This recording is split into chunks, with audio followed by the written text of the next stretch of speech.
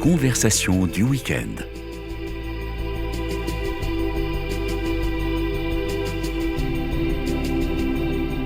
Aujourd'hui, carte blanche.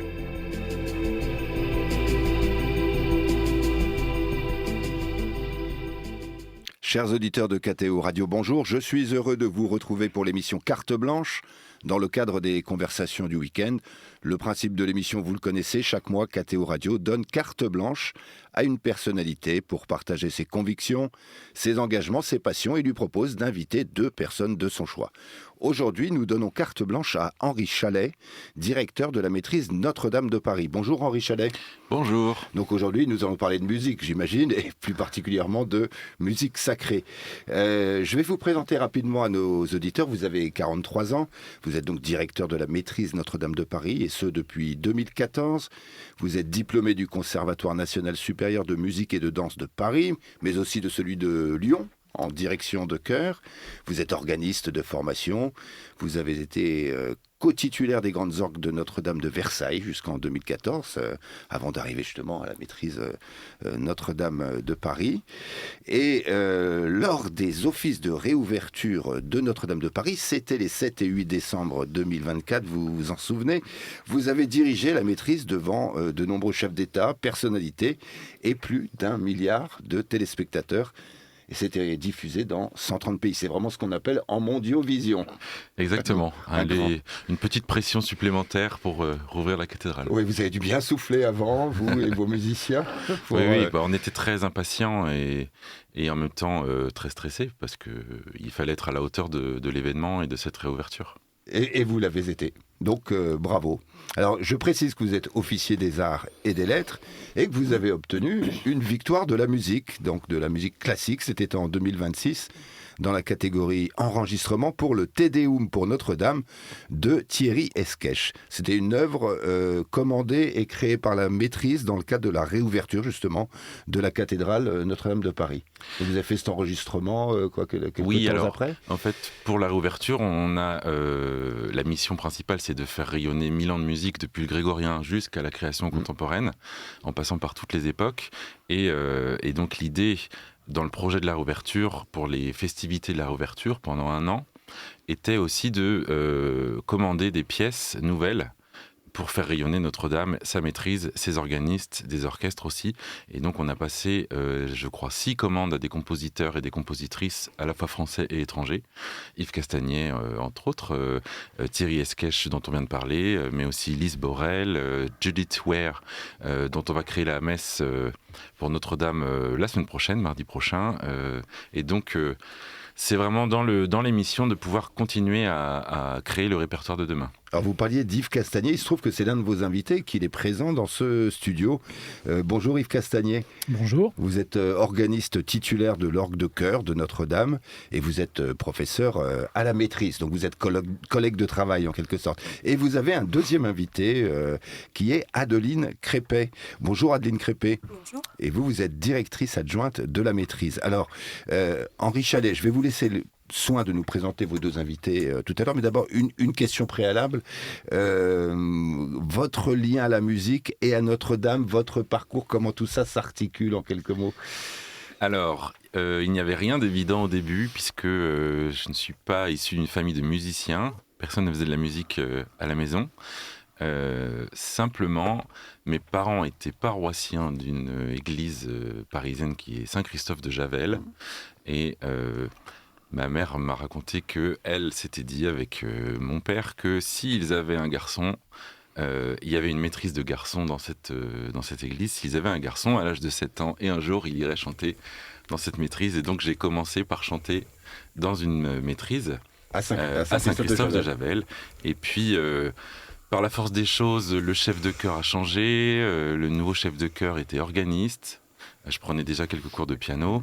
Et ma mère s'est dit, ça pourrait être intéressant de prendre des cours d'orgue aussi. La question se posait de savoir si j'avais les pieds assez grands pour pouvoir jouer avec le pédalier. Ça me rappelle quelque chose. Voilà. et donc finalement ça a marché, j'ai pu commencer. Et au fur et à mesure, les professeurs étant plutôt heureux de ce que j'arrivais à fournir musicalement, ont recommandé fortement à mes parents de m'inscrire dans des conservatoires pour avoir des diplômes et pour aller plus loin. Et donc j'ai continué après cette maîtrise, tout en restant à la maîtrise de Saint-Christophe. Je suis rentré au conservatoire pour étudier l'orgue. Puis étudier aussi ce qu'on appelle les classes d'érudition. Alors c'est un peu pompeux comme mot, mais en gros c'est les classes d'écriture. On apprend à écrire pour entendre quelque chose dans sa tête de manière intérieure, pour pouvoir lire une partition comme on lit la musique.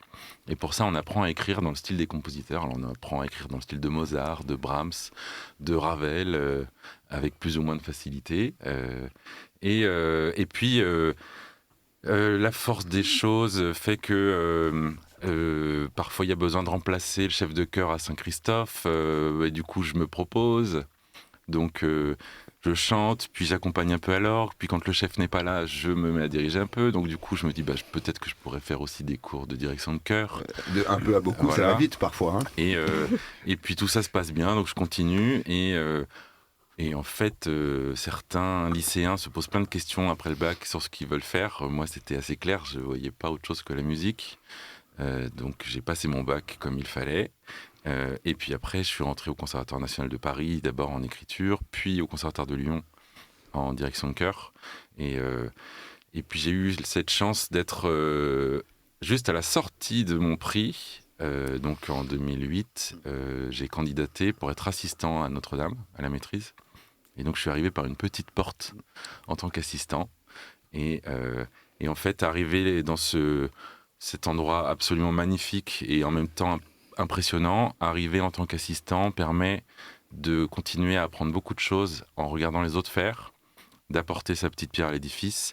Et puis au fur et à mesure, le chef précédent, Lionel Sceaux, a eu la bonne idée de partir. Et donc j'ai candidaté au concours pour le nouveau chef de chœur. Et vous lui avez succédé. Et je lui ai succédé. Et depuis, s'est passé beaucoup de choses. Et à Notre-Dame, il n'y a pas du tout de routine. Encore moins avec ce qui nous est arrivé pendant les 5 dernières années. C'est-à-dire que j'ai passé 5 ans pour faire vivre la maîtrise dans la cathédrale. Puis il y a eu l'incendie. Puis il y a eu le Covid. Puis il y a eu un retour progressif à la vie. Et donc j'ai passé 5 ans à organiser avec toutes les équipes une autre maîtrise qui devait rayonner dans les murs. Et puis après, là, on arrive encore dans un nouveau cycle où il y a eu la réouverture qu'il fallait préparer. Et maintenant, il faut faire vivre de nouveau cette musique dans la cathédrale. Alors cette équipe, une partie de cette équipe est dans ce studio. Vous allez nous présenter alors Yves Castagnier et Adeline Crépet. Qu'avez-vous à nous dire à leur sujet ? Beaucoup de choses positives. Merci. Alors, Yves Castagnier, donc organiste titulaire de l'orgue de chœur de Notre-Dame, qui est arrivé bien avant moi, en octobre 1988. Eh oui. Et donc, Yves a vécu beaucoup de choses dans cette cathédrale, a vécu différents chefs aussi, différents recteurs, différents archevêques, des ambiances plutôt complémentaires, parfois plus ou moins faciles, mais c'est une vie assez longue dans la cathédrale. Et donc, c'est quelqu'un d'inspirant parce que Yves est organiste, il est aussi professeur à la maîtrise, donc il a un lien à la voix qui est très naturel, et à ses heures perdues, il est aussi compositeur. Et on a la chance de pouvoir avoir un compositeur à Notre-Dame, et en plus il écrit de la belle musique. Et donc on est ravis de pouvoir à chaque fois pouvoir interpréter, créer des nouvelles pièces d'Yves. Et ce que j'aime aussi là-dedans, c'est quelque chose de naturel, c'est-à-dire que Yves, connaissant très bien l'orgue, connaissant les chanteurs puisqu'il est prof, connaissant l'acoustique, quand il écrit une pièce pour la maîtrise, quand on la chante, on se sent à la maison. Très bien. Et alors, Adeline Crépet, qui est parmi nous. Donc Adeline est directrice adjointe de la maîtrise. Et Adeline est arrivée en 2017, donc bientôt 10 ans, après avoir commencé comme responsable de la pédagogie. Et donc, avec Adeline, on a beaucoup travaillé, et on travaille toujours évidemment, sur le projet pédagogique de cette maîtrise, en quoi cette école de chant peut nourrir à la fois des enfants, puisque ça commence à partir de 5 ans, par l'éveil musical, puis les horaires aménagés jusqu'au bac, mais aussi des étudiants qui sont en formation diplômante et qui vont ensuite en faire leur métier. Et il y a toute cette réflexion sur comment la maîtrise peut apporter quelque chose d'humain, de musical, de collectif. On va en parler évidemment, puisque c'est un peu la thématique que j'aimerais aborder aujourd'hui. Oui, alors on va en parler bien sûr, notamment dans la deuxième partie. Il nous reste 1 minute avant de marquer une première pause musicale. Peut-être un petit mot, Adeline Crépet. Donc vous êtes adjointe d'Henri Chalet. Alors tous les jours vous êtes ensemble. Là. Oui, on travaille pas mal ensemble, effectivement. Et vous êtes arrivé donc il y a assez bientôt peu de temps, 10 ans. 10 ans, donc ouais. ça fait déjà pas mal. Ouais. Voilà, alors, et vous avez cette formation musicale classique également, j'imagine? Oui, également. Moi, je suis tombée dans la marmite quand j'étais petite, puisque j'ai un père qui est chef de chœur, professeur de musique, et donc j'ai été mise au piano, au chant et à l'orgue très jeune. Donc voilà, c'est quelque chose qui m'a accompagnée toute l'enfance. Après, j'ai pas souhaité en faire mon métier, de la musique en particulier. Je me suis plutôt orientée sur les sciences de l'éducation, parce que c'est vraiment cet aspect-là de la transmission qui m'intéressait. Et ensuite, voilà, je suis arrivée à la maîtrise en 2017, donc ça rassemblait absolument toutes mes passions. Donc, Mais là, c'est votre métier. Et là, c'est mon métier aujourd'hui, tout à fait. Alors, nous allons marquer une première pause musicale et nous allons entendre une œuvre justement d'Yves Castagnet qui est un Magnificat. Alors, c'est vous, Henri Chalet, qui l'avez choisi Oui, alors c'est un extrait du Magnificat puisque c'est une pièce qui dure une 40aine de minutes. Donc on est sur une forme longue mais qui est découpée en plusieurs mouvements et c'est le Fecit Potentiam, déployant la force de son bras, il disperse les superbes. Très bien, nous allons l'écouter. Alors un extrait de 3 minutes, pas les 40 minutes mais 3 minutes.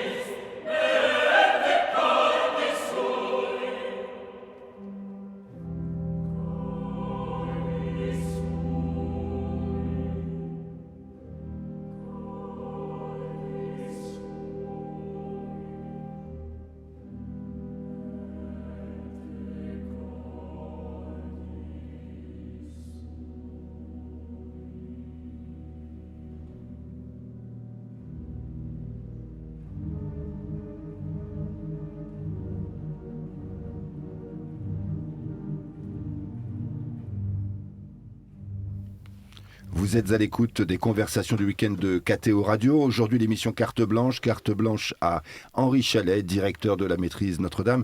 Et nous venons donc d'écouter un extrait du Magnificat composé par Yves Castagnet qui est dans ce studio. Yves Castagnet, comment s'exerce le choix comme ça de composer, par exemple, un Magnificat ? c'est pas vraiment un choix, c'est quelque chose qui mûrit dans un esprit. En ce qui me concerne, ce Magnificat, c'est quelque chose qui m'est venu à l'esprit il y a très longtemps. Vous savez, depuis plus de 1000 ans, la foi nourrit la musique et inversement, la musique nourrit la foi. Donc, on est vraiment dans ce processus-là.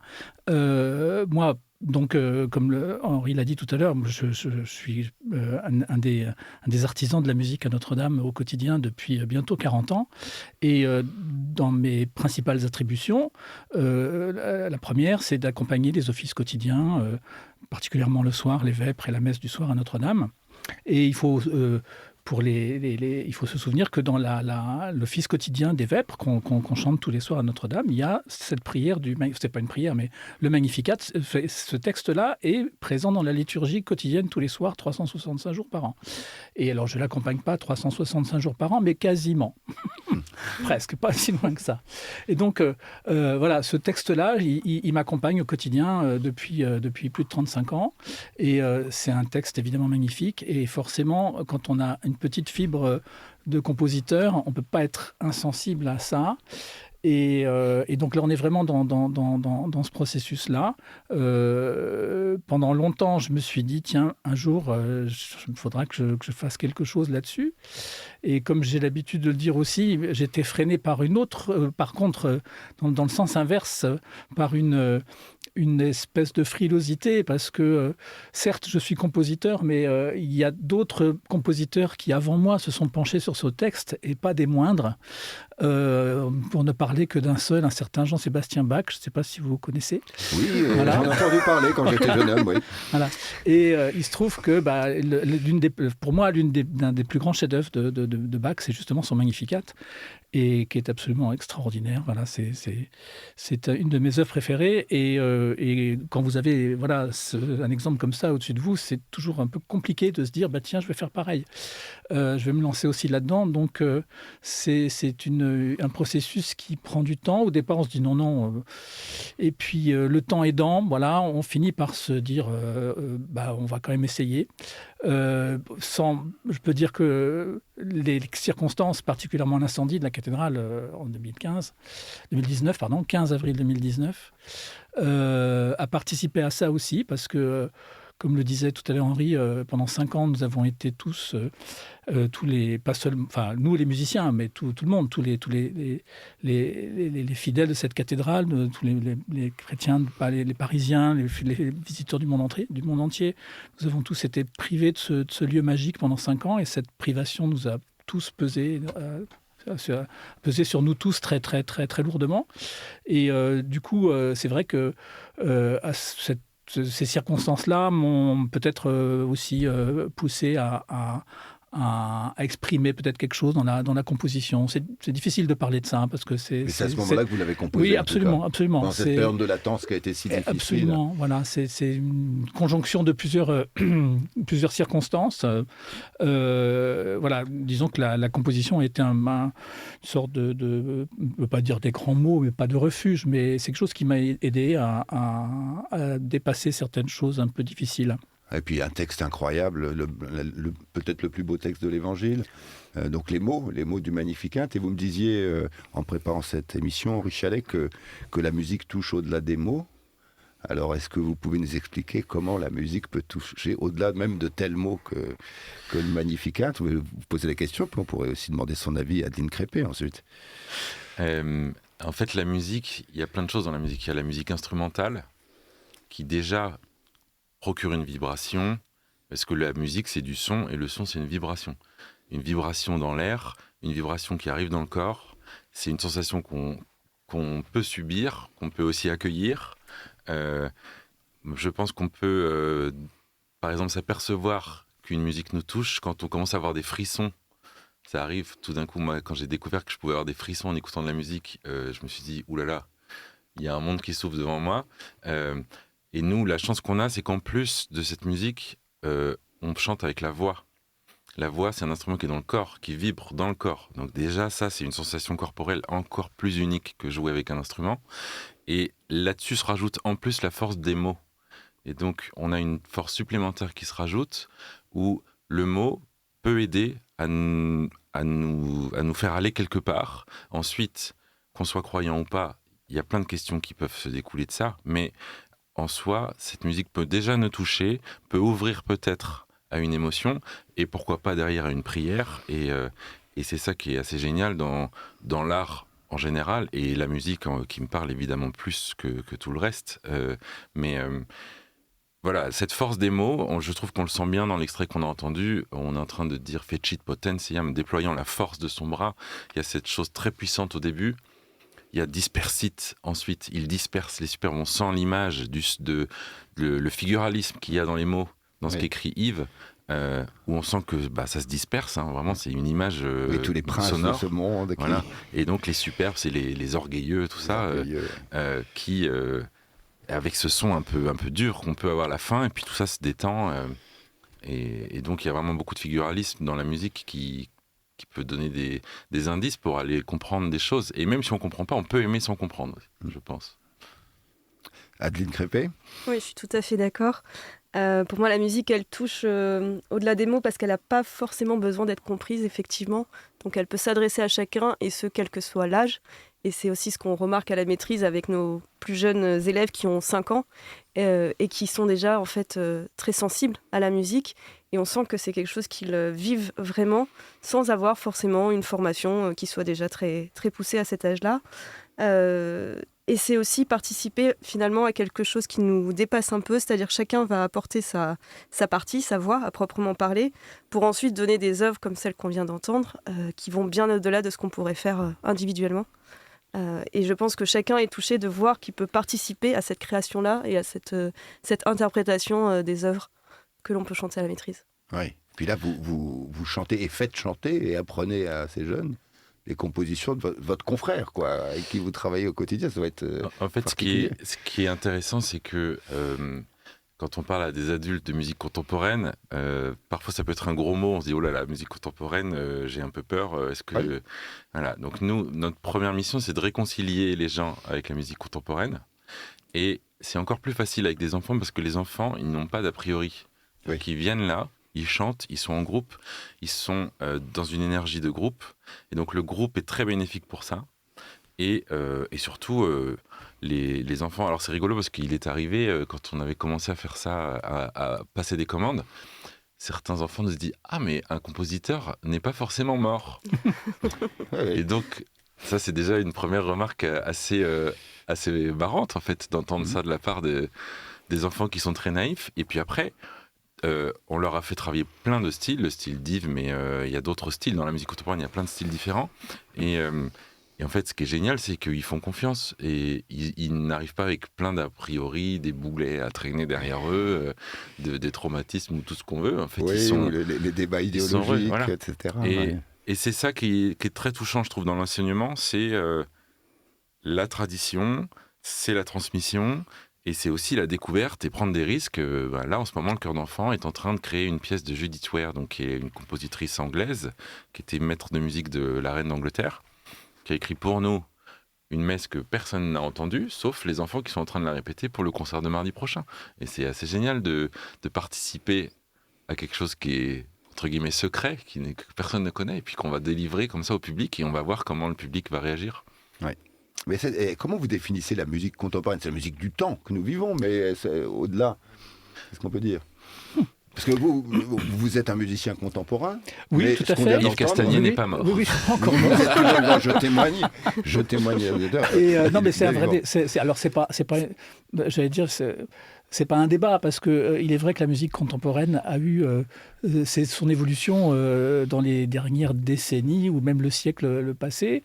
Moi, je fais partie d'un courant de compositeurs assez important où les compositeurs renouent avec des pratiques musicales, des repères musicaux qui s'étaient un petit peu je vais employer un euphémisme, un peu dilué dans le discours ambiant de la musique contemporaine des années 50, 60, 70. La musique atonique, par exemple. Voilà, tout à fait. D'écrire dans un langage qui soit structuré harmoniquement, mélodiquement, sur l'harmonie, les carrures, enfin quelque chose qui... Une sensation de pulsation. Voilà, la pulsation, des choses, voilà, des repères qui avaient, dans les décennies précédentes, un peu perdu, enfin, pas complètement disparu, mais qui était considéré comme un petit peu rétrograde. Voilà. Et alors, il y a tout un mouvement de compositeurs depuis quelques décennies dont très humblement, je crois faire partie, qui revendiquent absolument ce retour à ce que on peut considérer comme des fondamentaux musicaux, c'est-à-dire de structure à la fois du langage musical, mais aussi du texte, parce que c'est ce qui peut-être qui nous caractérise, nous, musiciens qui travaillons au service de l'Église, c'est qu'on est toujours extrêmement, plus que viscéralement attaché au texte que nous servons.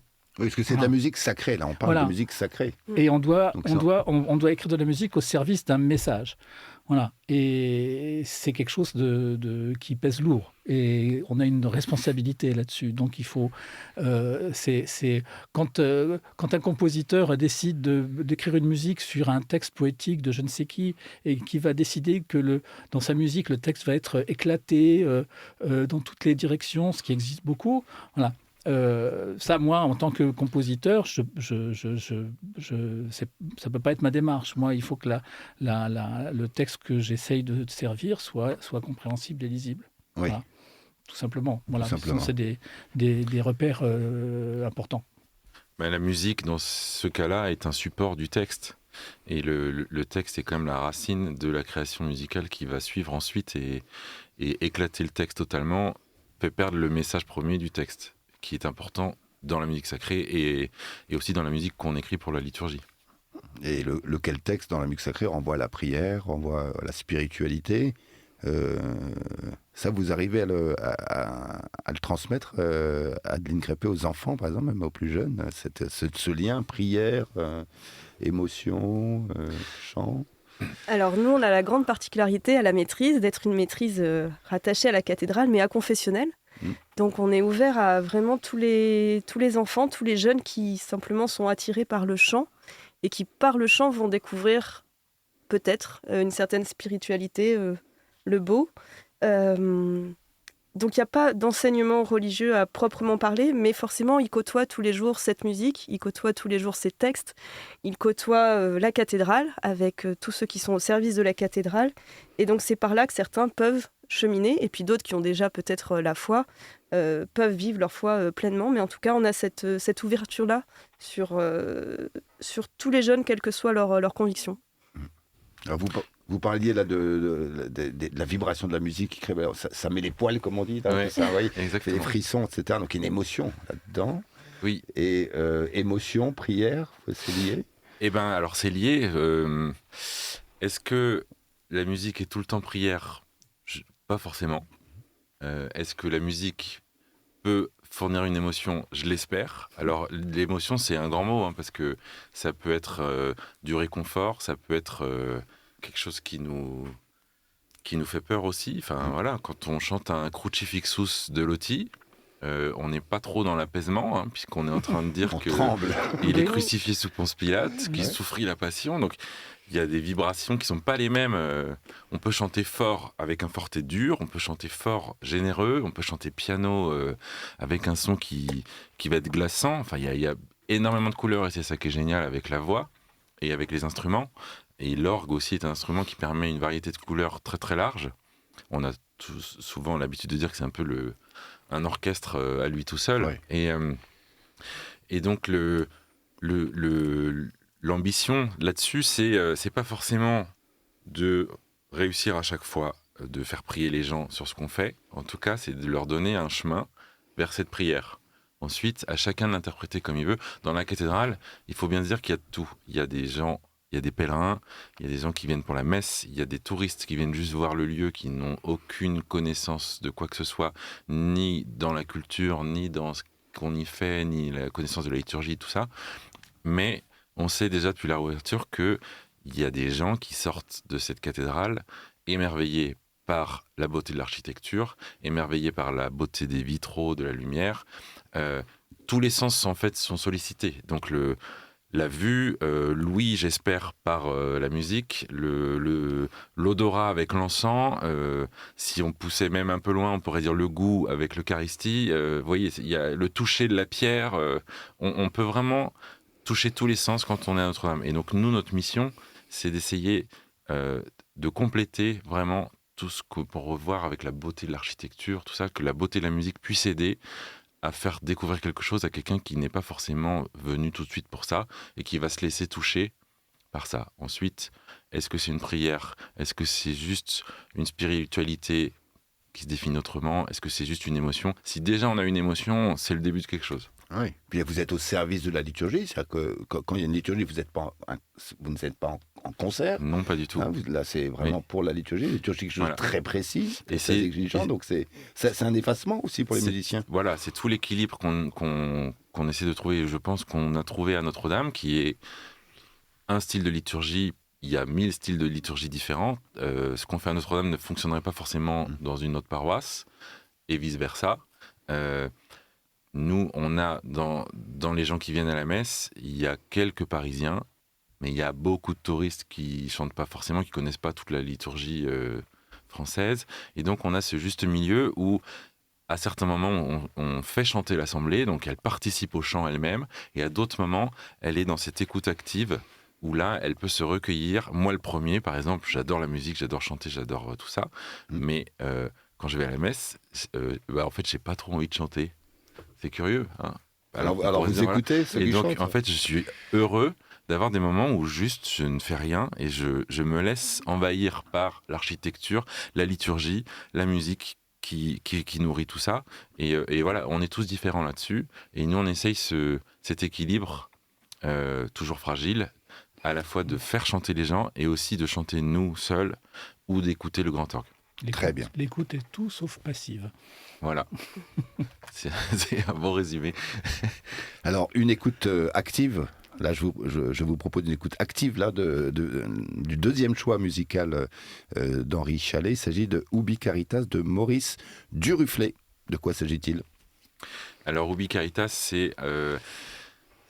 en fait, on sort de la Semaine Sainte, qui est quelque chose d'extrêmement dense pour la maîtrise et pour tous les acteurs de la cathédrale, puisque ça commence au rameau, déjà beaucoup d'offices le dimanche des rameaux, puis ça s'enchaîne avec la messe chrismale, le jeudi saint, le vendredi saint, la vigile pascale, et puis c'est la période de pointe. Voilà. Ouais. Et donc c'est un moment extrêmement dense, donc on sort toujours un peu fatigué de ça, mais c'est une bonne fatigue. Et donc je voulais faire un petit clin d'œil entre guillemets à cette semaine sainte qu'on vient de vivre avec ce Ubi Caritas qu'on chante pendant le jeudi saint au moment du lavement des pieds. Et donc le texte c'est où sont amour et charité, Dieu est présent.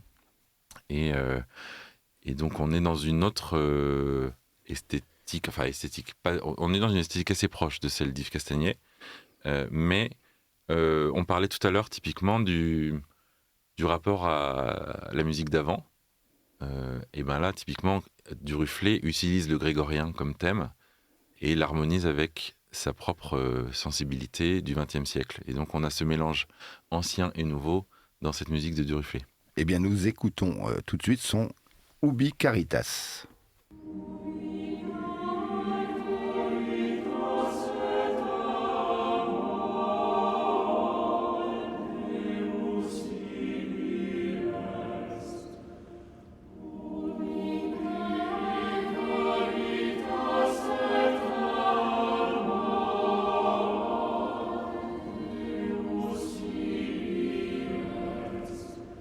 Congregat,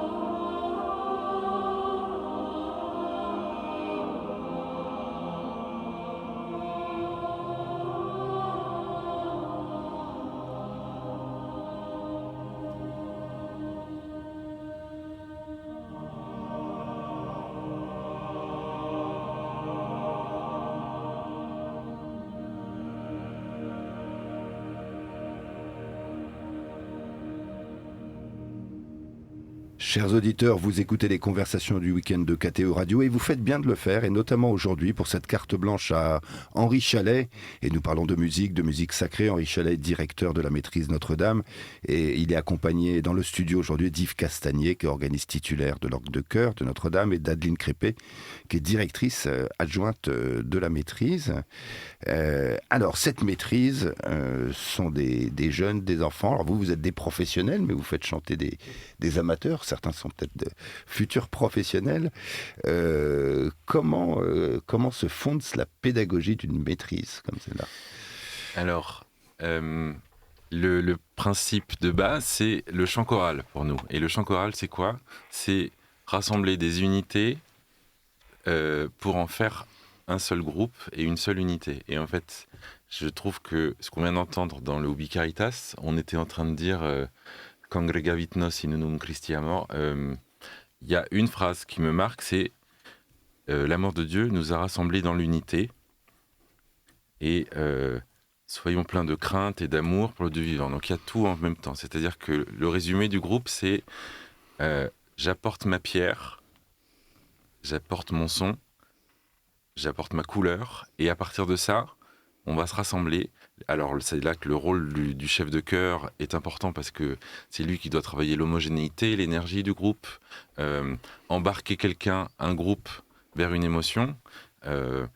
Et en fait, ce qui est beau, c'est que justement, ce groupe transcende ce qu'on pourrait pas faire tout seul. Et donc, on va plus loin en groupe que tout seul.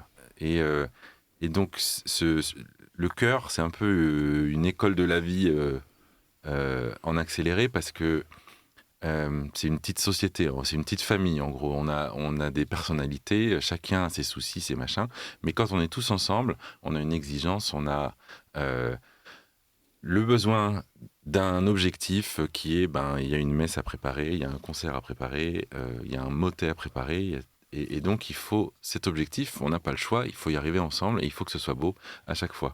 Et je trouve que ce Ubi Caritas qu'on a entendu, qui contraste avec le Fecit Potentiam qui était dans la puissance, avec l'orgue et tout ça, ici on est a cappella, il n'y a pas d'instrument, on cherche une pureté dans l'harmonie, on cherche une douceur, et en fait c'est super dur de chanter piano et doux, oui, et homogène. C'est plus facile d'hurler tous ensemble. C'est plus facile d'envoyer. Et techniquement, c'est vachement dur de trouver cette pureté et ce raffinement. Et je trouve que c'est un bel exemple de ce qu'on peut aussi montrer dans l'émotion, par quelque chose de plus craintif, peut-être, et en même temps qui montre un peu de confiance. Et je pense que, je ne sais pas si Adeline veut compléter, mais il y a cette idée qu'on essaie de communiquer dans la maîtrise par cet enseignement, c'est toutes ces palettes de sensibilité par l'apprentissage. Oui, tout à fait. La maîtrise, c'est vraiment un lieu d'apprentissage de la vie. Chanter ensemble, c'est avant tout s'écouter, être attentifs les uns aux autres. Et c'est vraiment ce qu'on développe chez tous nos élèves et nos étudiants aussi. L'idée, c'est pour faire de la musique ensemble, il faut avant tout s'écouter. Il faut écouter aussi le piano ou l'orgue qui nous accompagne. Il faut écouter le chef. Donc on ne peut pas être chacun dans sa bulle, ça ne fonctionne pas. Mais pour autant, il faut être chacun pleinement soi-même. Donc il n'est pas question de s'effacer et de dire je me mets en retrait pour que les autres existent ou pour que le son soit beau. Non, chacun doit donner. Et il faut que le son que chacun émet fasse qu'ensemble ce soit sublimé. Et c'est vraiment cet apprentissage-là qu'on a à la maîtrise. Et on leur apprend aussi bien le chant choral, on parlait tout à l'heure du chant choral, donc en chœur, mais aussi le chant soliste, alors sans développer un caractère soliste, mais aussi qu'ils osent se mettre en avant les uns devant les autres, avec beaucoup de bienveillance toujours. Et alors on voit, c'est beaucoup de difficultés souvent pour les plus jeunes, parce qu'ils ont ce peur du jugement, du regard de l'autre, de l'écoute. Et puis en fait... ils voient que les autres peuvent avoir un regard très bienveillant, et petit à petit ils prennent confiance en eux, et on voit des jeunes, des très jeunes qui parfois même à Notre-Dame commencent à aller au micro aussi et à chanter. Ça peut être impressionnant, et en fait ils sont portés par le groupe, et cette confiance qu'ils ont en eux dès le plus jeune âge, pour moi c'est magnifique, parce que ça les porte très très loin dans la vie. Et on leur apprend aussi à être... à s'appliquer, à avoir le sens du travail bien fait, c'est-à-dire qu'on est là pour apprendre ensemble. Et dans le chant choral, c'est comme un instrument, il y a une pratique qui doit être quotidienne et qui doit être intense. Et finalement, cette pratique-là, on la fait tous ensemble. Et on reprend jusqu'à ce que ce soit beau, avec parfois des échéances, Henri le disait tout à l'heure, qui sont assez proches. Et puis parfois, on a plus de temps, mais on cherche toujours le beau. Et ça, je trouve que c'est important de transmettre ça aux jeunes. Et pour ces jeunes, ça doit être, c'est une partie importante de leur vie, parce que j'imagine qu'ils ne font pas 1 heure par semaine comme ça, comme moi quand j'allais au conservatoire municipal d'ici les Moulineaux. Ils doivent s'impliquer beaucoup plus. Oui, tout à fait. Entre 8 et 18 ans, nos jeunes sont ce qu'on appelle en double cursus, donc ils sont à mi-temps à la maîtrise, ils sont tous les matins dans leurs établissements scolaires respectifs et tous les après-midi chez nous. Donc c'est vraiment la moitié de leur semaine qu'ils passent avec nous à la maîtrise pour apprendre le chant, pour apprendre aussi le chant soliste, la formation musicale, le piano. Donc c'est vraiment quelque chose qui fait partie intégrante de leur vie et qui embarque aussi leur famille, parce que bien sûr un jeune qui va venir chanter à la messe le dimanche ou qui va donner un concert à Notre-Dame le mardi soir va embarquer ses parents aussi. Donc c'est une aventure aussi familiale qu'ils peuvent partager et c'est ça qui est beau. Et souvent il y a des très grandes amitiés qui se créent à la maîtrise parce qu'ils passent tout ce temps ensemble et c'est un temps vraiment d'écoute sans aucune compétition et on est là au service du beau et de la liturgie. Oui, pas d'esprit de compétition, même pour la place de soliste Absolument par exemple. Pas. Non, justement, pas. on fait exprès de ne pas créer des petites stars parce qu'après c'est ingérable dans le groupe quand on a le soliste et le reste du monde. En fait, c'est pas ça ce qu'on défend dans le collectif et donc nous, ce qu'on préfère dans ce collectif, c'est la confiance commune, c'est l'écoute mutuelle et même respirer ensemble, en fait. C'est bête, mais pour chanter, il faut respirer. Et je trouve que l'image de respirer ensemble, déjà, ça crée une énergie. Et apprendre à respirer ensemble, c'est le début de chanter ensemble. Oui. Pour des chanteurs, la respiration, si on respire mal, on part mal et on chante mal. Et donc, de cette écoute, de cette discipline, de cette exigence, parce qu'il y a quand même de l'exigence, il faut que chacun soit exigeant avec lui-même, et bien, du coup, on respire ensemble et on crée quelque chose. Et c'est là que, tout en donnant son énergie, on est transporté en même temps par l'énergie du groupe. Et c'est ça qui est génial dans la musique. Et vous entendez ces jeunes chanter ce que vous avez écrit parfois. Ah, mais tout à l'heure, Henri disait très gentiment, il avait dit on a de la chance d'avoir un compositeur. Mais non, c'est moi qui ai de la chance. Quand vous êtes compositeur et que vous êtes au service de Notre-Dame et que des gens qui écrivent de la musique, il y en a beaucoup, ils n'ont pas tous la chance que moi j'ai, que ma musique soit chantée à Notre-Dame de Paris par une merveilleuse maîtrise. Voilà, donc c'est tout ce que... Non seulement, évidemment, je n'ai rien à ajouter à tout ce qu'on dit, tout ce que viennent de dire Henri et Adeline. Voilà, c'est formidable et c'est surtout, je crois, surtout pour les plus jeunes, je crois que quand ils seront adultes et quels que soient les choix qu'ils feront, comme vous disiez tout à l'heure, certains vont faire de la musique, de la musique leur métier. Peut-être pas la majorité, mais certains vont le faire, les autres non. Mais je pense que tous, y compris ceux qui n'en feront pas leur métier, regarderont quand ils seront adultes avec une infinie joie toute cette période qu'ils auront passée à Notre-Dame. Et pour eux, je pense que ce sera des souvenirs absolument fantastiques. J'imagine que ça doit, quand on vit des expériences comme ça, nos plus jeunes, ils ont quel âge 5 ans. Ils ont 5 ans, voilà. Quand à 5 ans, on commence à avoir des stages-là, et puis voilà, jusqu'à les plus vieux, on va en 25 ans. Voilà, dans cette fourchette d'âge-là, quand on vit des aventures musicales comme ça, aussi diversifiées, on fait du chant grégorien, on va chanter L'Enfant et les sortilèges de Ravel à l'Opéra Garnier. On fait la création du Te Deum de Thierry Esquèche, ou quand ils ont fait avec Epini le Stockhausen, voilà, et quelque chose. C'est difficile. Comment peut-on se dire qu'un enfant de cet âge-là, de 12-13 ans, va être capable de participer à un opéra aussi complexe que celui-ci, aussi difficile. Et les enfants, qui sont des éponges, absorbent ça avec un naturel et avec une aisance absolument incroyable. Et voilà, donc quelle expérience merveilleuse, quoi. Quelle expérience pour merveilleuse. compléter encore une fois la force du chant choral par rapport à l'instrument, un enfant qui va au conservatoire travailler le violon, le basson, tout ce qu'on veut, avant qu'il commence à jouer une symphonie de Brahms ou qui joue dans un orchestre qui ressemble à quelque chose, il va se passer 10 ans, 12 ans de cours, et puis au bout de 12 ans peut-être qu'il aura l'occasion de faire une symphonie de Beethoven, tout ça. Alors que nous, ils sont confrontés à des formes grandes, avec une passion selon Saint-Jean, on parlait d'opéra tout à l'heure. C'est quand même unique de pouvoir être confronté aussitôt dans la vie à des formes longues sur la musique, ce qui n'arrive pas en instrument. Et ça, c'est une force aussi supplémentaire de culture aussi. On parlait de culture aussi sur la musique, mais tout ce qu'on vit là quand on chante une passion, du coup, les chanteurs, ils connaissent l'histoire, ils savent qui est Barabbas, ils savent pourquoi Pierre, l'histoire de Pierre qui renie 3 fois, etc., le coq qui chante. Et du coup, quand ils vont au musée après, ils voient ce tableau de Gréco qui s'appelle Les larmes de Saint-Pierre. Et eux, au moins, ils savent pourquoi ils pleurent. Pierre pleure. Oui. Voilà. Mais ils chantent un peu dans toutes les langues alors. Ah oui, on chante. Mais ils comprennent ce qu'ils chantent, quelle que soit la langue alors. Ah bien sûr, ils sont tous trilingues.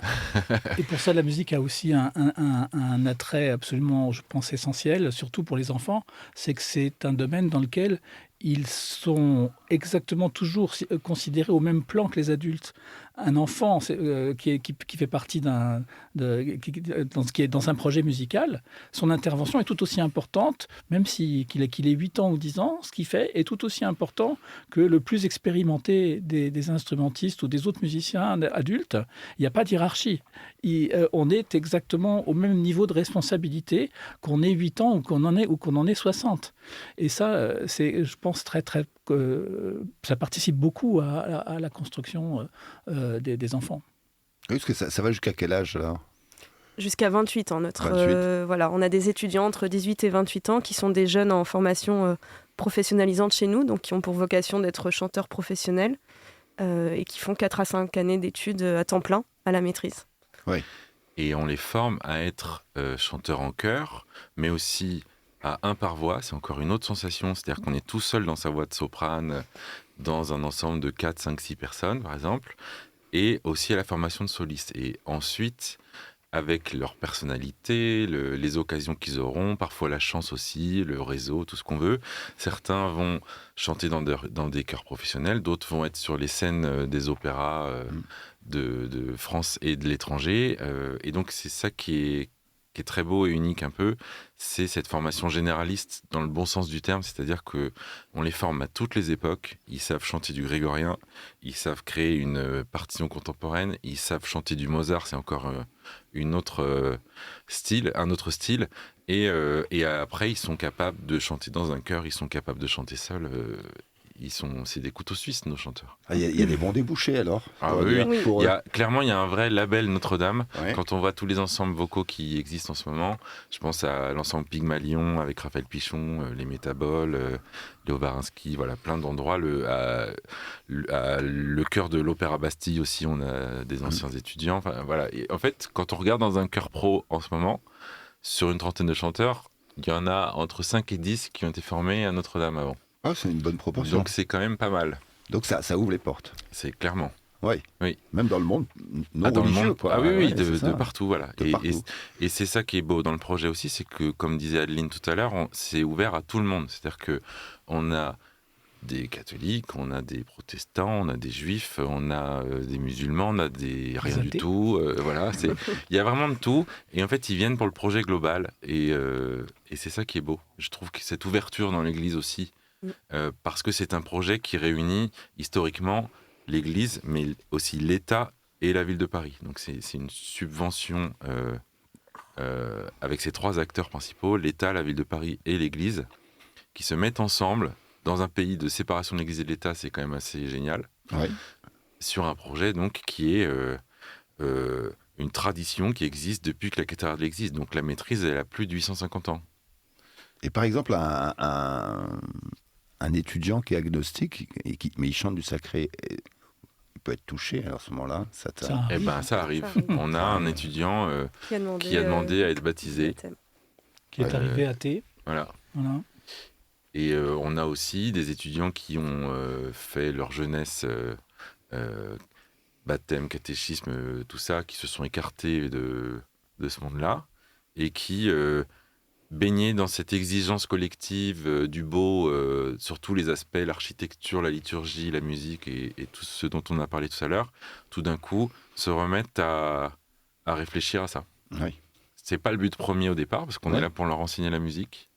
Et il y a des dommages collatéraux voilà, parfois. il y a des- Il y a de Et donc, l'évangélisation voilà. par incidence, comme Voilà. C'est ça, mais moi je trouve ça beau juste que en fait l'exigence du beau permet de réfléchir à plein de choses qu'on n'avait pas vues. Et l'exigence du beau et l'exigence du niveau. Parce que c'est Oui, voilà. peut-être tout ce que, c'est-à-dire que où pour je faire change du tout beau, ce que vous il avez faut être cité, Voilà, c'est plus facile si c'est-à-dire que la technique de chant, plus on est à l'aise techniquement, plus on va pouvoir communiquer plein de palettes sonores différentes. Ouais. Et le chant a des milliers de couleurs différentes dans chaque voix. Et plus on est à l'aise techniquement, c'est pour ça qu'il y a beaucoup d'heures de cours, de solfège, de technique vocale, d'études des styles, de plein de choses. Et ben du coup après, avec ce côté couteau suisse qu'ils ont, ils vont pouvoir tout de suite aller chercher dans le rapport au texte et tout ça, le sens liturgique, le sens du sacré. Si on est dans une ambiance de Noël, si on est dans une ambiance de passion, on va pas chanter pareil, etc. C'est ça qui est très enthousiasmant. ouais. C'est une école qui est dure, la musique, quand même. Hein, c'est difficile. Non, si Non. les professeurs sont passionnés et passionnants, ça passe tout seul. Et tous nos enfants et étudiants qui sont passés à la maîtrise nous disent tous que la maîtrise, c'est une famille. Et leurs meilleurs amis du collège ou du lycée qui gardent, c'est ceux qui étaient à la maîtrise avec eux. Alors peut-être dans la minute d'émission qui nous reste, est-ce que vous avez un dernier mot ou un élément d'agenda? Ça peut être l'occasion pour Eh bien la oui, maîtrise. en fait, il y a plein d'occasions de découvrir ce qu'on fait.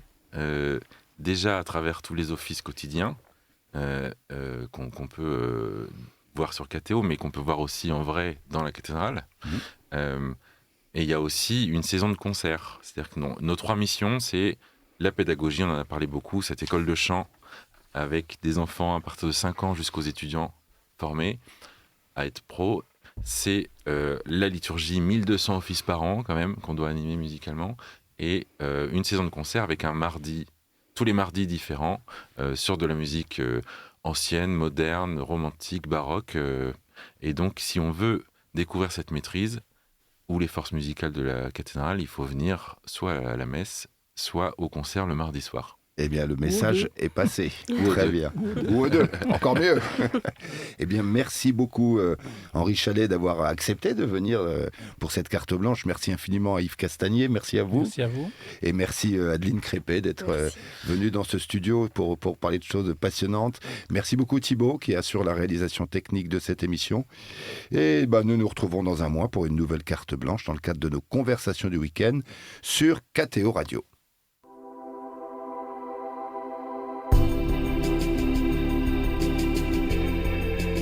Les conversations du week-end.